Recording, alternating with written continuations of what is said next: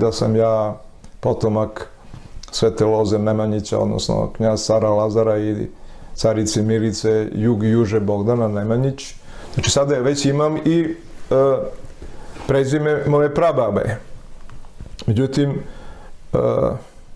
meni je to bilo neupečatljivo, neverodostojno i ja sam onda otišao, prvo što sam mogu da radim, to je otišao sam u lokalnu crkvu. U mom selu u Ornjanu postoje 2 crkve. Ima ih više, ali 2 su za sada aktualne. Crkva Sveta Petka i crkva Svetog Jovana Krstitelja, koja se nalazi na Svetom brdu Komnjiga. I ja sam tu pokušao da pronađem bilo kakav dokaz koji bi posvjedočio ovu istinu za kojom ja tragam. Jer ja sam dobio volju da to istražim i želju.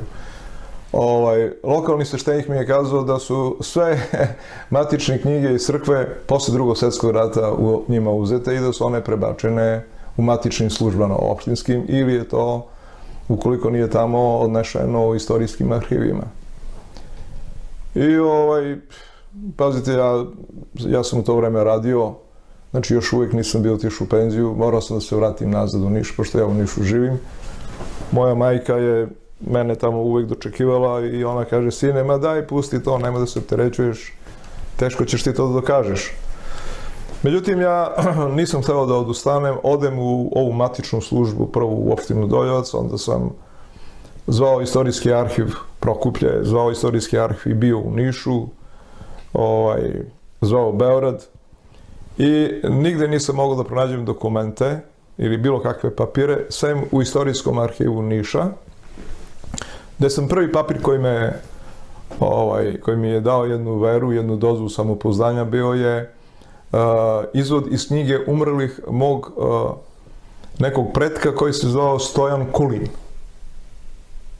Znači, Stojan Kulin je bio otac pradede Mladena Kulića.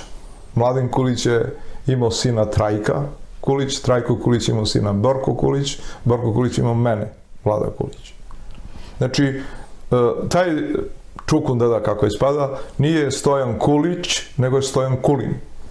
I tamo u tom izvodu iz knjige umrlih 1894. godina u Istorijskom muzeju Niša piše da je umro od zadušenja i da je živio 78 godina. I sad da kažem, čekajte, kako ovaj Kulić, a ovaj Kulin, o čemu je što su?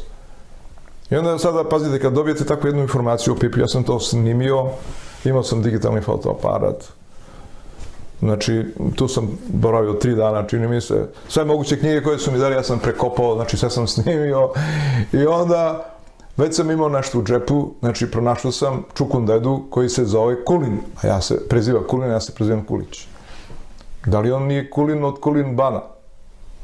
Jer mene su u srednjoj školi, sad imao sam jednog profesora, Vojko Mitić, on je bio otac ovom direktoru Vojkanu Mitiću, elektronske industrije, on je mene zvao uvijek Kulin kapetane. I ništa, ja odlazim kući, sav radostan, zove mi istorijski arhiv Beograd, oni kažu, znate šta, vi niste pripadali, znači jug Srbije, taj deo tamo od Niša dole, nije pripadao u onu Kneževinu prvu i oni nemaju nikakve dokumente iz tog perioda. Jedino, kaže, možete da zovete Istanbul ili da odete u Istanbul.